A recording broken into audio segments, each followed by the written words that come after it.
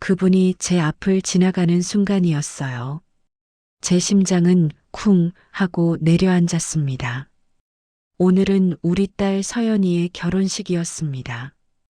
아침부터 가슴이 두근거렸어요. 26해를 혼자 키워낸 딸이 이제 좋은 사람 만나 행복하게 살 거라는 생각에 눈물이 자꾸만 났습니다.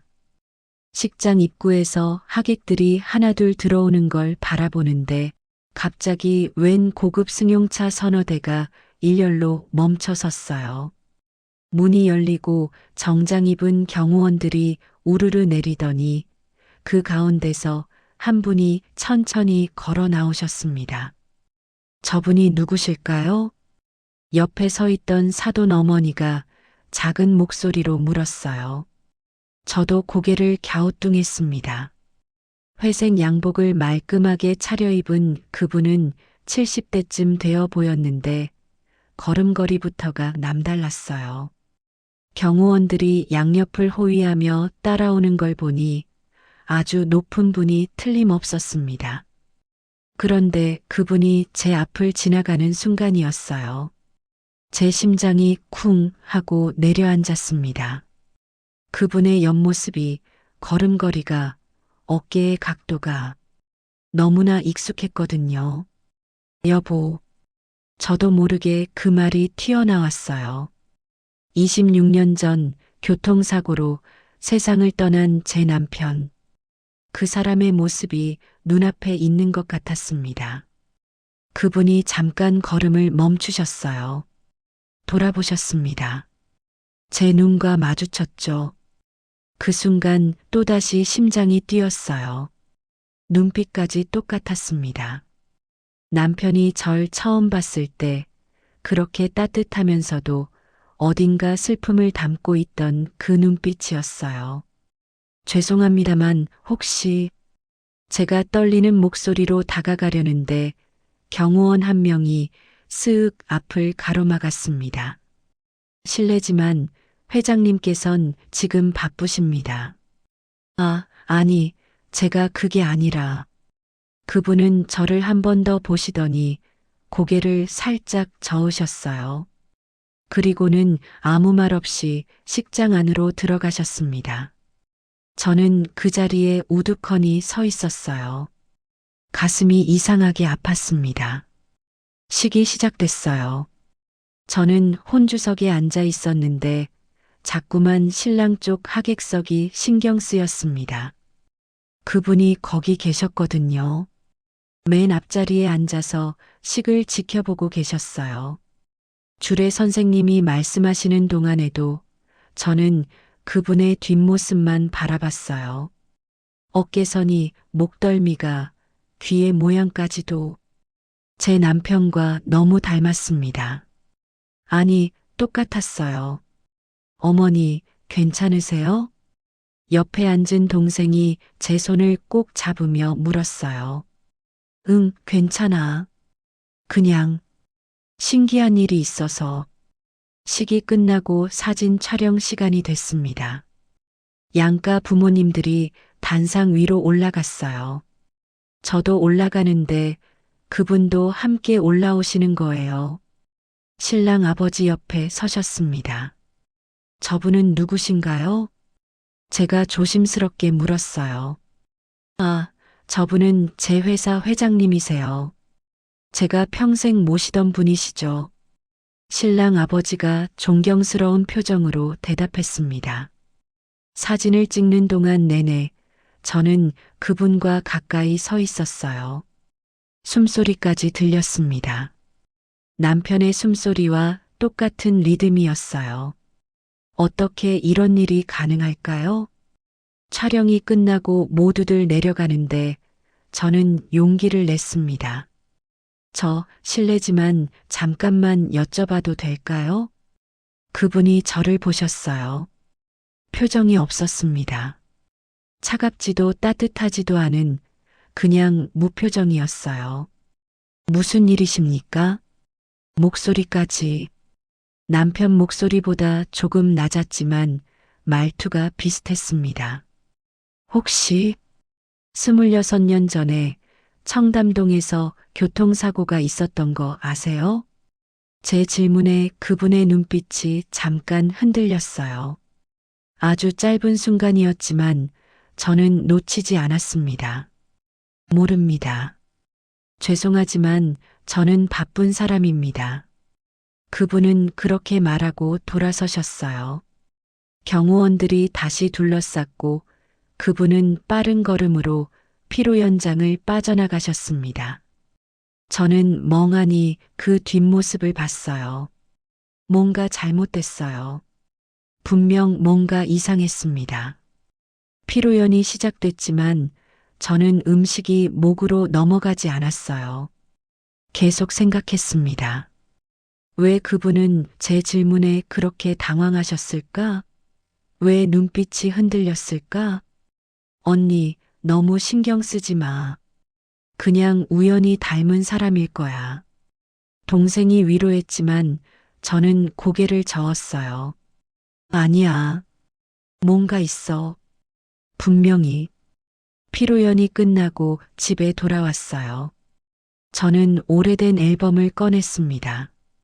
남편 사진들이 가득한 앨범이었어요. 한 장 한 장 넘기며 봤어요. 젊었을 때 남편의 모습, 결혼식 날의 모습, 서연이를 안고 웃던 모습, 그리고 마지막 장에 사고 나기 일주일 전에 찍은 사진이 있었어요. 회사 송년회에서 찍은 거였죠.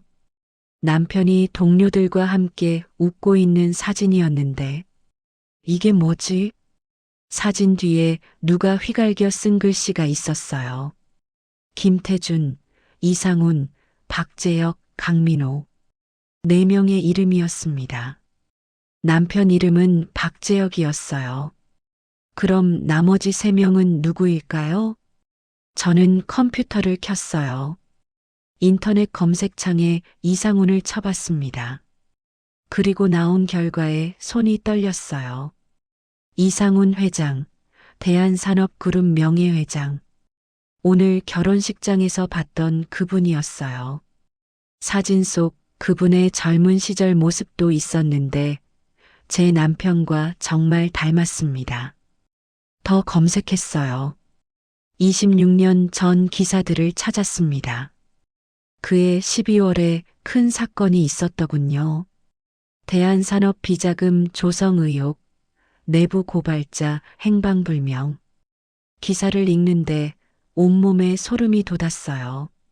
내부 고발자의 이름은 나오지 않았지만 같은 시기에 제 남편이 교통사고로 죽었습니다. 그리고 기사에는 이런 문장도 있었어요. 당시 격리부장이었던 이상훈 씨 증인으로 출석했으나 아무것도 모른다고 진술. 제 손이 떨렸어요. 이건 우연이 아니었습니다. 다음 날 아침 저는 서연이에게 전화했어요. 서연아, 어제 결혼식에 오셨던 회장님. 그분이 시아버지 회사 회장님이라고? 응, 엄마. 엄청 높으신 분이야. 아빠 말로는 평생 은혜를 입은 분이래. 그분, 연락처 알 수 있을까? 왜? 무슨 일 있어? 아니, 그냥 인사 한번 제대로 드리고 싶어서. 거짓말이었어요. 저는 진실이 알고 싶었습니다. 서연이가 며칠 뒤에 전화번호를 보내줬어요. 저는 한참을 망설이다가 전화를 걸었습니다. 여보세요? 차가운 남자 목소리가 들렸어요. 경호원인 것 같았습니다. 저 지난주 결혼식에서 회장님을 뵀던 사람인데요. 잠깐 뵙고 싶은데 가능할까요? 회장님은 바쁘십니다. 무슨 용건이신지 말씀해 주시면. 개인적인 일입니다. 꼭 뵙고 싶어요. 그렇게 몇 차례 통화를 주고받은 끝에 일주일 뒤에 만나기로 했어요. 회장님 사무실이 있는 빌딩으로 오라고 했습니다. 그날 저는 가장 단정한 옷을 입고 나갔어요. 마음을 다잡으려고 애썼지만 엘리베이터를 타는 내내 손이 떨렸습니다. 40층 문이 열렸어요. 넓은 로비가 나왔고 비서가 저를 안내했습니다. 이쪽으로 오세요. 긴 복도를 지나 큰 문 앞에 섰어요. 비서가 노크를 하고 문을 열었습니다. 회장님, 손님 오셨습니다. 들어오시죠. 그분의 목소리였어요. 저는 깊게 숨을 들이쉬고 안으로 들어갔습니다. 넓은 사무실이었어요. 큰 창문 너머로 서울 시내가 한눈에 보였습니다. 그분은 책상 뒤에 앉아 계셨어요. 앉으세요. 저는 앞에 놓인 의자에 앉았습니다. 가슴이 두근거렸어요. 무슨 일로 저를 찾으셨습니까? 그분이 물었어요. 목소리는 여전히 차갑고 무표정했습니다. 제 남편 얘기를 하고 싶어서요. 남편이요? 네. 26년 전에 교통사고로 돌아가신 제 남편입니다. 이름은 박재혁이에요. 그 이름을 말하는 순간 회장님의 얼굴이 굳어졌어요. 눈빛이 흔들렸습니다. 모르는 이름입니다. 거짓말하지 마세요. 저 알아요. 회장님이 남편과 함께 일했다는 거. 무슨 소리를 하시는 겁니까? 회장님이 벌떡 일어나셨어요. 목소리가 날카로워졌습니다. 저는 박재혁이라는 사람을 모릅니다. 다시는 이런 식으로 찾아오지 마세요. 왜요? 왜 거짓말을 하세요? 제 목소리도 커졌어요. 참았던 감정이 터져 나왔습니다. 제 남편이 무슨 일을 했는지 알고 싶어요. 정말 교통사고였나요? 아니면 나가세요. 회장님이 소리쳤어요. 순간 문이 열리고 경호원 2명이 들어왔습니다. 손님을 밖으로 모셔드려 놓으세요. 전 스스로 나갈 수 있어요. 저는 경호원의 손을 뿌리치고 일어났어요. 회장님을 똑바로 봤습니다. 반드시 알아낼 거예요. 제 남편에게 무슨 일이 있었는지. 그리고 사무실을 나왔어요. 복도를 걸어 나오는데 눈물이 났습니다. 배신감이 밀려왔어요. 왜 아무도 진실을 말해주지 않는 걸까요? 집에 돌아와서도 저는 계속 생각했어요. 뭔가 방법이 있을 거예요. 진실을 알아낼 방법이 분명히. 그때 문득 생각났어요. 남편의 옛날 물건들을 보관해둔 창고가 있었어요. 저는 창고로 달려갔습니다. 먼지 쌓인 상자들을 하나씩 열었어요. 오래된 서류들, 명함들, 일기장, 그리고 낡은 수첩 하나를 발견했습니다. 수첩을 펼쳤어요. 남편의 필체였습니다. 1999년 11월 3일. 오늘 회사에서 이상한 서류를 봤다. 김 부장님이 급하게 숨기는 걸 우연히 봤는데 1999년 11월 15일 이상훈 경리부장이 나를 불렀다. 조심하라고 했다. 무슨 뜻일까? 1999년 11월 28일 더 이상 모른 척할 수 없다. 회사가 비자금을 조성하고 있다. 이 부장과 상의해야겠다. 1999년 12월 5일 이 부장이 말렸다. 위험하다고 했다. 하지만 난 이대로 넘어갈 수 없다. 1999년 12월 10일 증거를 모았다. 내일 검찰에 제보하려고 한다. 만약 내게 무슨 일이 생기면 거기서 일기가 끝나 있었어요. 그 다음 날이 남편이 사고를 당한 날이었습니다. 저는 수첩을 꼭 쥐고 울었어요. 그래서 그랬구나. 남편은 정의로운 일을 하려다가 희생당한 거였어요. 며칠 뒤 저는 다시 회장님께 연락했어요. 이번엔 비서가 전화를 받았습니다. 회장님은 만나실 수 없다고 하셨습니다. 제게 증거가 있다고 전해주세요. 26년 전 진실에 대한 증거요. 잠시 후 비서가 다시 전화를 걸어왔어요. 내일 오전 10시 같은 장소로 오시랍니다.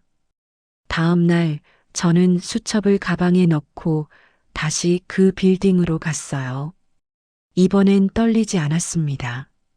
분노가 두려움을 이겼거든요. 사무실 문을 열고 들어갔어요. 회장님은 창가에 서서 밖을 보고 계셨습니다. 왔습니까? 네. 무슨 증거가 있다고 했죠? 저는 가방에서 수첩을 꺼냈어요. 책상 위에 놓았습니다. 제 남편의 일기입니다. 읽어보세요. 회장님이 수첩을 집어들었어요. 천천히 페이지를 넘겼습니다. 얼굴이 점점 굳어갔어요. 한참을 읽더니 회장님이 수첩을 내려놓고 한숨을 쉬셨어요. 앉으세요. 긴 이야기가 될 겁니다. 저는 의자에 앉았어요. 회장님도 앉으셨습니다. 부인, 저는 당신 남편의 친구였습니다. 그 말에 제 심장이 뛰었어요. 우리는 같은 부서에서 일했어요. 박재혁 씨는 정말 훌륭한 사람이었습니다. 정직하고 용감했죠. 그럼 왜 모른다고 하셨어요? 보호하기 위해서였습니다. 당신과 따님을 보호하기 위해서요. 무슨 소리예요? 회장님이 깊은 눈으로 저를 봤어요. 26년 전 우리 회사는 큰 비리에 연루돼 있었습니다. 수천억 원대의 비자금 조성이었죠. 당신 남편이 그걸 발견했어요. 일기에 쓰여 있던 거. 네. 그는 제게도 말했습니다. 저더러 같이 신고하자고 했죠. 저는 겁이 났어요. 그래서 말렸습니다. 위험하다고, 우리 가족들까지 위험해질 수 있다고. 회장님의 목소리가 떨렸어요. 하지만 박재혁 씨는 혼자서라도 하겠다고 했어요. 그리고 그날 밤, 교통사고가 일어났죠. 사고가 아니었습니다. 저는 숨이 막혔어요. 누군가 의도적으로 그를 없앤 겁니다. 비리를 숨기기 위해서요. 그럼 경찰은요? 왜 아무도 다 묻혔어요. 힘 있는 사람들이 모든 걸 덮었습니다. 저도 협박을 받았어요. 입 다물지 않으면 가족들이 위험하다고요. 회장님이 고개를 떨어뜨렸어요. 저는 비겁했습니다. 살기 위해 침묵했어요. 박재혁 씨를 배신한 거죠. 사무실이 조용했어요. 저는 아무 말도 할 수 없었습니다. 그 뒤로 저는 평생을 죄책감 속에 살았습니다. 회사에서 승진하고 회장이 되었지만 한 번도 편한 적이 없었어요. 당신 남편의 얼굴이 매일 밤 꿈에 나왔습니다. 그래서 저를 피하신 거예요? 네. 당신을 보면 너무 괴로웠어요. 제가 지키지 못한 사람의 가족이니까요. 회장님이 저를 봤어요. 눈에 눈물이 고여 있었습니다. 하지만 저는 완전히 외면하지는 않았습니다. 멀리서나마 당신과 따님을 지켜봤어요. 무슨 말씀이세요? 당신 따님 서연 씨 대학 장학금 받았죠? 네, 그건 제가 준비한 겁니다. 익명으로요. 그리고 취직할 때도 제 회사 계열사로 갈 수 있게 도왔어요. 저는 믿을 수 없다는 표정으로 회장님을 봤어요. 그리고 서연 씨가 결혼한다는 소식을 들었을 때 저는 꼭 가야겠다고 생각했습니다. 박재혁 씨를 대신해서라도 그의 딸 결혼식을 지켜봐야겠다고요. 회장님, 미안합니다. 정말 미안합니다. 회장님이 깊게 고개를 숙였어요.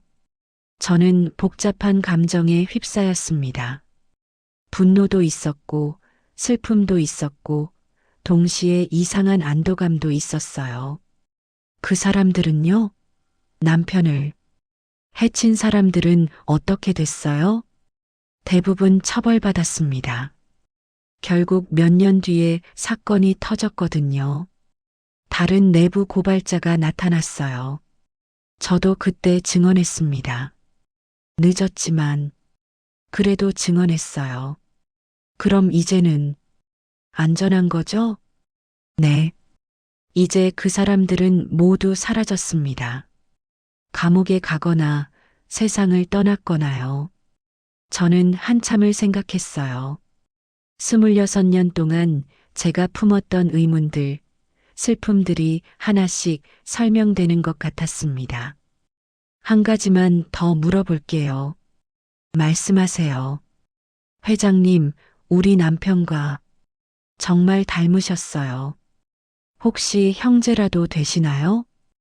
회장님이 쓸쓸하게 웃으셨어요. 다들 그렇게 말했어요. 우리가 형제같이 닮았다고. 그래서 더 친하게 지냈던 것 같아요. 마치 형제처럼요. 그렇군요. 회장님이 일어나서 책장으로 걸어갔어요.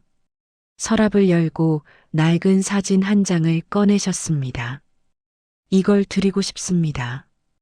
사진을 건네받았어요. 젊은 두 남자가 웃으며 어깨동무를 하고 있는 사진이었어요. 한 명은 제 남편이었고 다른 한 명은 회장님의 젊은 시절 모습이었습니다. 1999년 여름에 찍은 사진입니다. 회사 워크숍 갔을 때요. 박재혁 씨가 정말 행복해 보이죠? 네. 저는 사진을 가슴에 안았어요. 눈물이 났습니다. 부인, 제가 한 가지 부탁을 해도 될까요? 말씀하세요. 이제라도 박재혁 씨의 명예를 회복하고 싶습니다. 그가 정의를 위해 싸웠다는 걸 많은 사람들이 알았으면 좋겠어요. 어떻게요? 제가 기자회견을 하겠습니다. 26년 전 진실을 밝히고 박재혁 씨가 진정한 영웅이었다고 말하겠습니다. 정말 그러시겠어요? 네. 이제는 두렵지 않습니다. 오히려 이렇게 사는 게 더 괴로웠어요. 회장님이 제 손을 잡았어요. 따뜻한 손이었습니다. 용서해 주실 수는 없겠지만, 그래도 이제라도 제대로 하고 싶습니다. 저는 고개를 끄덕였어요. 오랜 세월 동안 쌓였던 응어리가 조금씩 풀어지는 것 같았습니다. 일주일 뒤 회장님은 기자회견을 열었어요. 저와 서연이도 그 자리에 있었습니다. 26년 전 한 젊은 직원이 정의를 위해 목숨을 걸었습니다. 그의 이름은 박재혁. 그는 회사의 비리를 고발하려다 불의의 사고를 당했습니다. 회장님의 목소리가 회견장에 울려 퍼졌어요. 저는 그때 그를 지키지 못했습니다.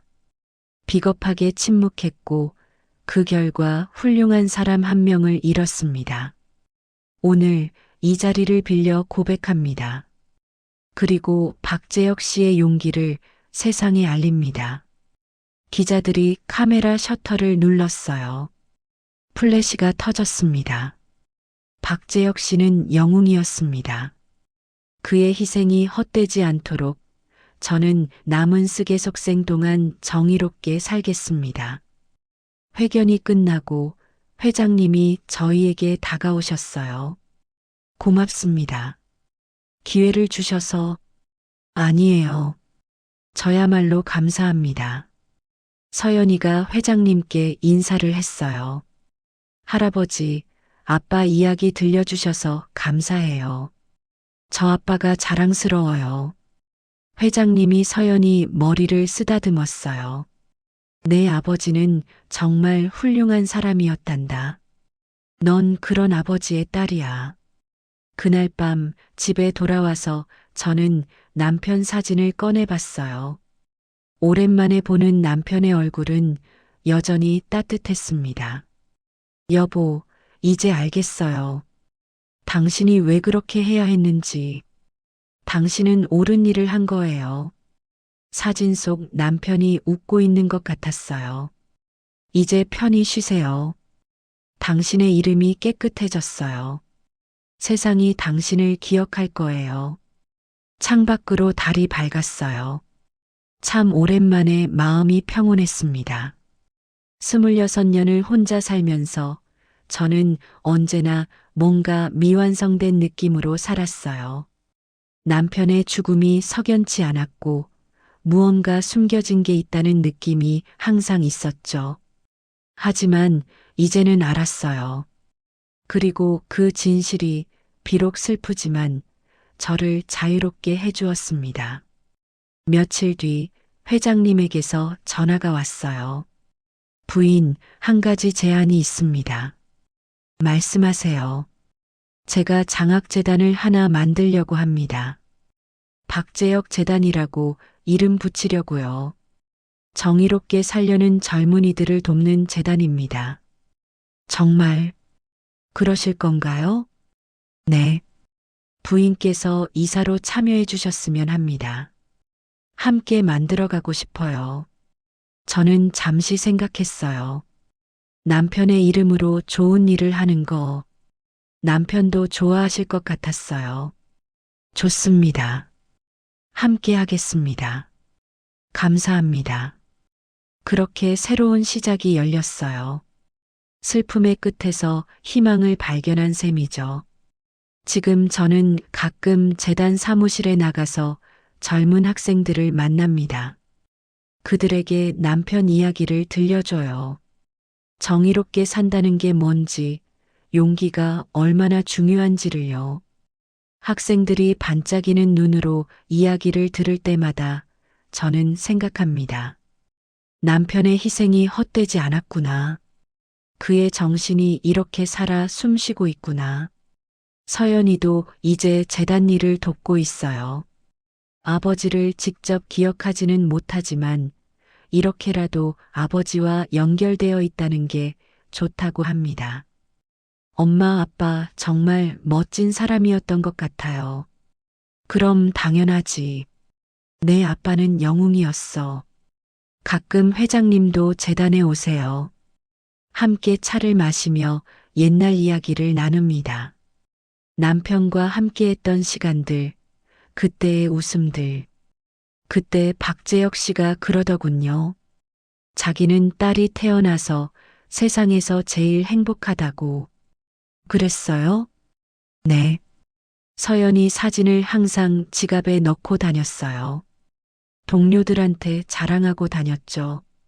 그런 이야기를 들을 때마다 가슴이 따뜻해집니다. 남편이 저와 서연이를 얼마나 사랑했는지 새삼 느껴지거든요. 어느 가을날이었어요. 재단에서 첫 장학생 수여식을 했습니다. 10명의 젊은 학생들이 장학금을 받았어요. 박재혁 선배님처럼 저도 정의롭게 살겠습니다. 한 학생이 소감을 말했어요. 그 말을 들으니 눈물이 났습니다. 수여식이 끝나고 저는 혼자 재단 사무실에 남았어요. 벽에 걸린 남편 사진을 봤습니다. 여보, 우리 잘하고 있는 거죠? 대답은 없었지만 사진 속 남편이 웃고 있는 것 같았어요. 창밖으로 석양이 지고 있었어요. 붉은 노을이 참 아름다웠습니다. 26년, 긴 시간이었어요. 슬픔도 많았고 외로움도 많았습니다. 하지만 이제는 알아요. 그 시간들이 헛되지 않았다는 걸. 남편은 떠났지만 그의 정신은 여전히 살아 있습니다. 저를 통해서, 서연이를 통해서, 그리고 이 재단을 통해서요. 집으로 돌아오는 길에 저는 하늘을 올려다봤어요. 별이 하나 반짝이고 있었습니다. 여보, 거기서도 우리 보고 있죠? 걱정 마세요. 우리 잘 살고 있어요. 당신이 자랑스러워할 만큼요. 저녁 바람이 살랑 불었어요. 마치 남편이 대답하는 것 같았습니다. 이제 저는 평온합니다. 오랜 의문이 풀렸고 남편의 명예가 회복되었으니까요. 그리고 무엇보다 남편이 남긴 정신을 이어가고 있으니까요. 때로는 여전히 그리워요. 남편이 옆에 없다는 게 슬플 때도 있습니다. 하지만 이제는 알아요. 사랑하는 사람은 죽어도 사라지지 않는다는 걸. 우리가 기억하는 한, 우리가 그의 정신을 이어가는 한, 그는 영원히 살아있는 거예요. 그렇게 저는 오늘도 살아갑니다. 남편을 기억하며, 그를 자랑스러워하며, 그가 꿈꾸던 세상을 만들기 위해 작은 힘을 보태며요. 그리고 가끔, 정말 가끔씩 남편의 목소리가 들리는 것 같아요. 여보, 고생 많았어. 정말 잘 견뎌줘서 고마워. 사랑해. 그럴 때마다 저는 미소 짓습니다. 그리고 대답하죠. 나도 사랑해, 여보. 영원히.